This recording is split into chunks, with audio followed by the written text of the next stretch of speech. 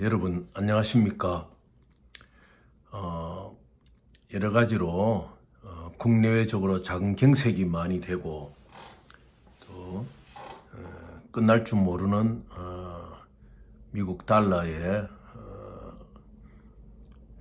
빅스텝 때문에 여러 금융 분야의 모두들 고생이 많습니다. 이런 기회를 타고 여러 가지 조금만 여러분들이 주의를 기울이면은 고생 안 할 일들이 도처에서 일어나고 있습니다. 이런 분들 중에 스크린샷으로 자금을 보냈다 하면서 속칭 센다 쪽에서 이런 스크린샷, 그러니까 한마디로 간단한 거죠. 스크린 화면을 찍은 거지요. 그것을 보내면서 보라, 여기에 TR랜도 있고 나는 미국 사람으로서 TR랜도 다남바가 있고 이렇게 자금을 보냈다. 그리고 이제 보내기 전에 MT-103를 보내겠다는 그런 계약서가 있었으니까, 그래서 스크린샷을 제시하면서 상대가 그러니까 예를 들어 B라는 우리 한국 사람이 받았다 할 것 같으면은 이 B가 자기 한국 은행에 가서 스크린샷을 확인하라는 이런 황당무계한 말을 하는 거예요. 참 이 스캐머들이 참 사람이 아니죠. 왜냐? 이 스크린샷이란 자체를 가지고 자금의 이동이 될 수 없는 것입니다. 이것이 일종의 인터널 뱅크 시스템인데요.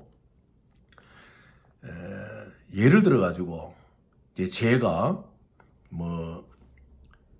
1밀리언의 SBC를 가지고 있다. 그런데 이것이 인터널 스크린으로 컨펌을 해야 된다 할 경우에 어떻게 하느냐?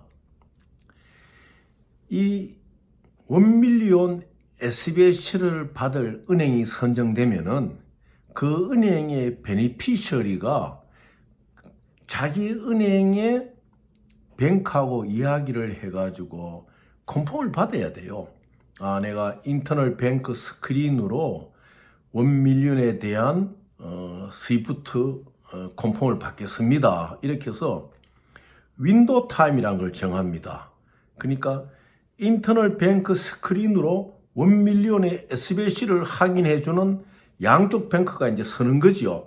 한쪽은 1밀리언을 보내는 이슈 뱅크 오피셔고 한쪽은 1밀리언을 받는 베니피셔리의 뱅크 오피셔죠. 우리 한국이라 그러면 한국. 그러면은 이 두 뱅크 오피서가 몇 월 며칠 몇 시에 스크린을 여고 교신을 하자는 먼저 윈도우 타임을 정하는 그 커뮤니케이션이 서로 오고 가고 해야 됩니다. 그러니까 뱅크 투 뱅크의 커뮤니케이션이 있어야 되는 것이죠. 그 뱅크 투 뱅크의 커뮤니케이션이 없이는 스크린 샷을 할 수가 없어요. 그러면은 예를 들어 가지고 미국에 있는 인베스터가 100만 불을 보냈다. 자, 봐라. 이 스크린샷이 보면은 내 회사 이름, 또 보낸 금액, 너 받은 은행 이름, 그리고 내 TRN 있지 않느냐? TRN 하는 게 별거 아닌 거거든요. 여러분들이 사업자가 있으면은 납세자 번호가 있듯이 일종의 텍스 레지스트레이션 넘버예요. 그 별거 아무것도 아닌 거예요. 그러면 이제 한국에서 그 100만 불의 그 103을 받는 쪽 베니피셔리는 의뢰 위치니까 그쪽이 준 스크린샷을 가지고 한국엔 은행에 확인하러 오는 거예요. 그건 잘못된 것이죠. 왜냐? 그러면 한국의 은행원들도 제대로 알면은 자, 이건 이렇습니다. 이 스크린샷이라 하는 것은 우리 뱅크하고 예를 들어 가지고 미국의 아메리칸 뱅크를 합시다. 아메리칸 뱅크 오피셔하고 일단 스크린에서 양쪽의 뱅크 스크린을 열어가 커뮤니케이션이 있고 난 뒤에 이 스크린샷을 갖고 오시고 스크린샷이 왔더라도 이 스위프트는 와야 되거든요. 왜? 100만 불이 103이 오려고 할 것 같으면 메시지가 들어와야 될 거 아니겠습니까? 메시지 타입가 103이니까 MT라는 게 딴 것이 아니거든요. M, 메시지, T, 타입거든.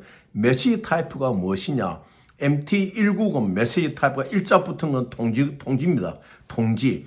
7자가 붙은 거는 자산의 이동. 뭐 이런 식으로 103 그러면 103 이런 경우에는 또 이게 그 하나의 현금 이동 뭐 이런 식으로 그 메시지 타입가 정해져 있는 거예요. 그래서 여러분이 일방적으로 그 스크린샷이다 하면서 거기에 보면은 센더란 사람의 이름이 나오고 회사 이름이 나오고 TRN 넘버가 나오고 금액이 나온다. 이것은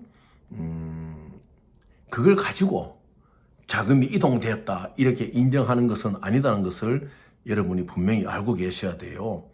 이 초대에 말씀드렸지만 스크린을 컨펌하는 것으로 인터널 뱅크 스크린을 컨펌을 하는데 그때는 양 은행의 뱅크 오피셜가 윈도우 타임 그러니까 몇 월 며칠 몇 시에 우리가 서로 교신을 하자 이런 것을 정하고 난 뒤에 이것이 이루어져야 되는 것이 스크린샷입니다. 그럼 여러분 생각해 보십시오. 내가 나의 샌더가 미국의 샌더가 내한테 뭐 100만 불 보냈다 이 스크린샷바를 할 때는 이미 한국은행의 은행원하고 미국의 샌더의 뱅크 오피셜하고 스크린에 커뮤니케이션이 있어야 되는 거예요. 그러면은 일방적으로 스크린샷을 보내는 것은 가짜죠. 그래서 여러분들 그런데 속지 마셔야 됩니다. 그리고 또 스크린샷을 뱅크 투 뱅크로 컨펌이 되었더라도 103은 일단 스위프트로 정상적인 스위프트 텍스트에 의해 가지고 MT103이 이쪽으로 옮겨져야 되거든요. 그래서 그런 절차를 잘 하시고 주로 일방적으로 당하는 경우에는 제가 여러 번 말씀드리지만 여러분들이 CIS를 안 챙겨서 그래요. 샌드의 CIS를 챙기셔야 돼요. 그 CIS에 보면 어디 위탁을 내가 하는 경우에는 그쪽을 믿고 가겠지만은 그럼 그 사람도 여러분이 위탁한 쪽에서도 그 샌더와 교신을 해야 되죠. 그런데 여러분이 위탁한 회사 그쪽에서도 샌더와 교신이 안 되었다 그러면은 이것은 허공에 그냥 여러분들이 경비와 그 시간을 내버리는 거거든요. 그래서 제일 중요한 것이 이 클라이언트 인포메이션 시트 나에게 자금을 보내줄 사람의 교신이 될 수 있는 그런 정확한 위치를 갖고 계셔야 됩니다. 그걸 갖지 않고 그냥 얼굴도 안 보고 페이퍼로 받고 스크린으로 받고 지인을 통해서 아는 통해서 받고 그런 것들은 다 이루어지지 않는 헛개비죠. 그래서 그런 일 때문에 지금 고통받는 사람들이 최근에 굉장히 많습니다. 혹시 여러분이 스크린샷을 받았다. 일방적으로 저쪽에서 야, 이 보냈다. 이 스크린샷이다. 그럼 다 그 가짜예요. 왜? 스크린샷을 했다는 자체는 무엇인가 하면은 이 받을 은행하고 똑같이 서로 뱅크 스크린을 열어가지고 커뮤니케이션을 했다는 거거든요. 그럼 여러분이 스크린샷의 페이퍼를 받을 때는 이미 이 뱅크 오피셜은 알고 있는 거예요. 먼저 그분이 여러분 연락이 옵니다. 뱅크 오피셜가. 그러니까 항상 그 점을 염두에 두시고 일방적으로 샌더에서 오는 페이퍼를 가지고 이것이 되었다 이렇게 생각하면은 큰 난센스고 여러분이 고통을 받게 되는 것입니다. 그리고 스크린샷과 같이 또 지금 그 며칠 전에 제가 말씀드렸지만 오프라인 카드가 지금 많이 움직이거든요. 그러니까 이제 2년 전에도 그 프라자 호텔 부근에 하나 건물 그 맞은편에 그 일당들이 와 있었어요. 와 있다가 이제 그 뭐 당국에서도 그 다 알고 있지요. 그런데 지금 그 오프라인 카드라는 것이 여러분들 제가 그 설명을 한번 잠시 해드리겠는데요. 실제로 오프라인 카드라 그 목적이 무엇이냐? 이거는 물건을 살 때 인터넷 온라인이 이제 이렇게 꺼질 때가 아니습니까? 인터넷이 뭐 전력 문제라든지 여러 상황으로 인해 가지고 또 와이파이가 제대로 안 되는 곳이라든지 그런데 대비해서 그 매출을 하는 곳에서 기기에다가 그거를 옵션을 걸어 놓습니다. 온라인이 오프가 되면은 오프라인으로 전환이 되도록. 그런데 이 오프라인 카드 리더로 결제하는 것에 대한 경우에 어떤 경우냐, 72시간 내에 그것이 완료가 안 되고 있어요. 그래서 예를 들어 가지고 이것을 환불을 한다든지 이러할 경우에는 72시간 내에 요청을 하면은 오프라인 카드로 물건을 샀을 경우에는 72시간 내에 환불 요청하면 그대로 환불이 다 되는 겁니다. 그래서 72시간이 지나고 나면은 자동으로 넘어가는 거죠. 그게 온라인하고 오프라인의 차이점이에요. 온라인은 바로바로 거기에서 이제 일단 결제 시스템이 이루어지잖아요. 오프라인은 대기 상태가 있는 거예요. 그러면은 지금 여러분들 접근하는 외국 사람들이 오프라인 카드로서 이렇게 이제 투자를 하고 자금을 할 수 있는 카드를 제시하지 않습니까? 보통 뭐 시티뱅크 카드라 이런 걸 제시를 해요. 그러면은 이거는 실제로 오프라인 카드 갖고 투자한다는 말이 틀린 말이에요. 그건 해커들이 그렇게 만들어낸 이야기예요. 오프라인 카드라는 것은 일종의 세일즈를 위해서 예를 들어 가지고 매출을 할 경우에 물건을 팔고 카드를 끊을 경우에 와이파이라든지 이러한 시스템의 문제를 인해서 안 되게 결제가 안 되지 않습니까?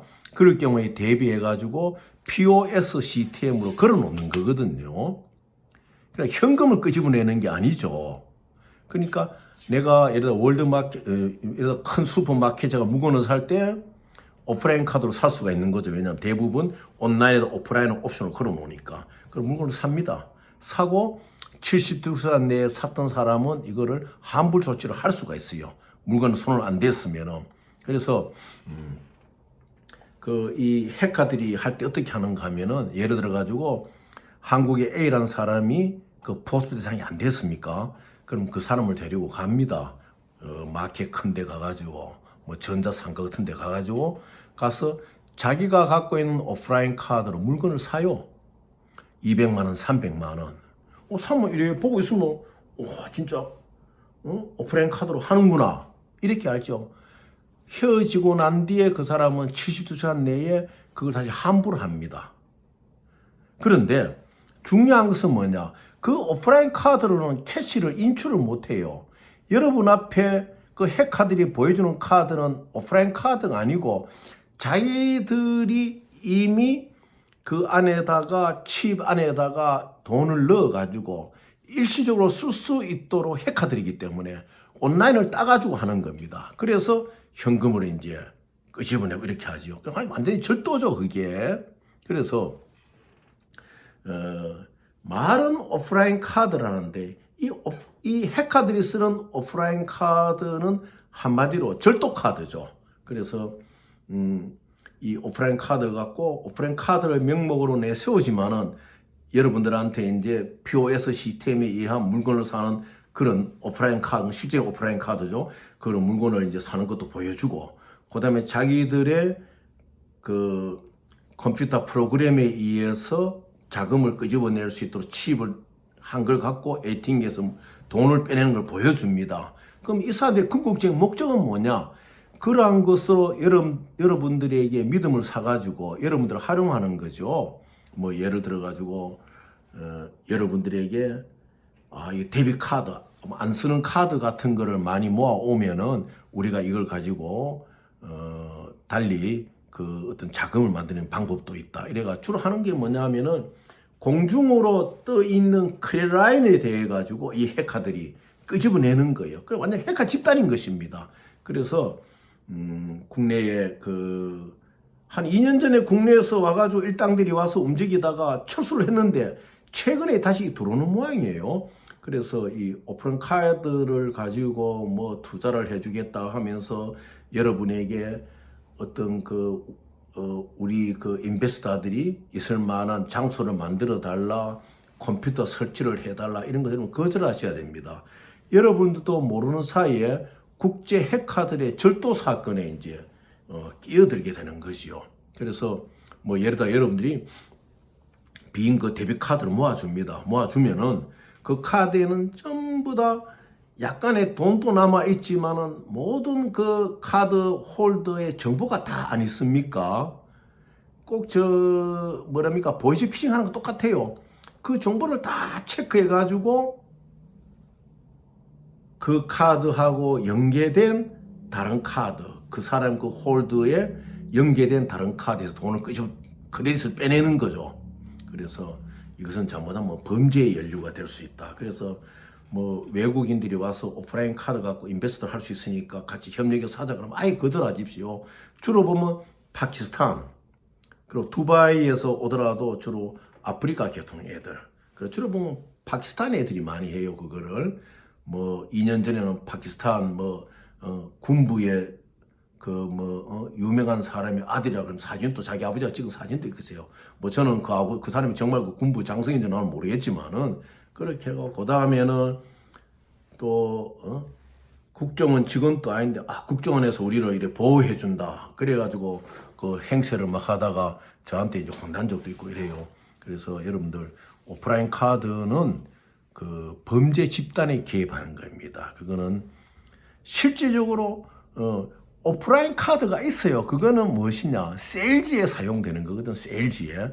온라인으로 카드가 결제되다가 온라인이 문제가 생기면은 그 매출의 상황, 비즈니스 상황의 흐름을 끊지 않기 위해 가지고 옵션을 걸어 오프라인 카드로 쓸 수 있게 돼 있어요. 그런데 우리한테 와가지고 외국 애들이 이거 투자를 이 카드로 한다 하는 그 오프라인 카드 보면 또 이제 피오스기 비슷한 요런 카드 단말기를 갖고 다녀요. 그건 자기들이 자체적으로 그 안에다가 연결되는 라인이 있습니다. 그래서 돈이 그 안에서 오고 가도 하도록 해가 여러분들이 속게 되는 것이죠. 그래서 아예 그런 쪽은 그래도 보시면 안 됩니다. 이거 전부 다 이제 파키스탄, 두바이의 아프리카 계통 애들이 그렇게 해가지고 이 아시아 존에 와서 이제 많이 사람들을 속이게 되죠. 이 방콕이라든지 뭐 이런 데 가서도 하고 이 주로 동남아시아 쪽에 와서 많이 하고 있습니다. 그건 완전 범죄예요. 그러다가 어느 날 갑자기 싹 사라져 버려요. 자기들의 소정의 목적을 달성하고 나면